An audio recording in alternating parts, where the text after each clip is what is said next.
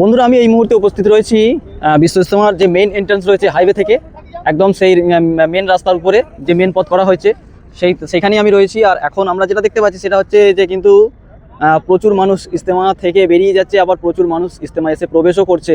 মানে যারা মেনলি শুক্রবারে নামাজ পড়ার জন্য টার্গেট রেখেছিল তারা এখন বেরিয়ে যাচ্ছে, এবং যারা এখনও 2-3 দিন থাকার টার্গেট রেখেছে তারা কিন্তু ইজতেমা এসে প্রবেশ করছে।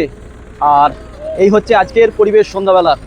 যারা ট্রেনে এসেছো তারা গাড়ি চিন্তা করবে না, কারণ প্রচুর ফ্রি গাড়ি চলছে, যেগুলো লেখা আছে ফ্রি বহন বা ফ্রি টোটো বলে লেখা আছে, সেই গাড়িতে উঠে পড়বে। তাহলে তোমরা পৌঁছে যাবে স্টেশনে, মানে যে কোনো স্টেশনে পৌঁছাতে পারো। ধনেখালি স্টেশন অথবা পোড়াবাজার স্টেশন অথবা মাঝেগ্রাম স্টেশন, যে কোনো স্টেশনে পৌঁছাতে পারো তোমরা। ওখান থেকে ট্রেন ধরে নেবে। আর খাওয়া দাওয়া নিয়েও কোনো সমস্যা নেই, জায়গায় জায়গায় ফ্রি স্টল আছে। তোমরা সেই ফ্রি স্টলে যাবে, গিয়ে তোমরা বিভিন্ন রকম খাবার খাওয়াচ্ছে, কোথাও জায়গায় বিস্কুট, কোনো জায়গায় কেক, কোনো জায়গায় মানে বিভিন্ন রকমের খাবার খাওয়াচ্ছে। তোমরা সেখান থেকে কিন্তু খাওয়া দাওয়াগুলো কালেক্ট করে নিতেও পারো, কোনো অসুবিধা নেই। আর দেখতে পাচ্ছ এখন কিন্তু আমরা যেটা দেখতে পাচ্ছি যে এখানে কিন্তু প্রচুর মানুষ বেরিয়ে যাচ্ছে, মানে যারা শুক্রবারে নামাজ পড়ার জন্য এসেছিল বা শুক্রবারে নামাজ পড়ার টার্গেট রেখেছিল তারা এখন জাস্ট বেরিয়ে যাচ্ছে, আমরা সেটা দেখতে পাচ্ছি।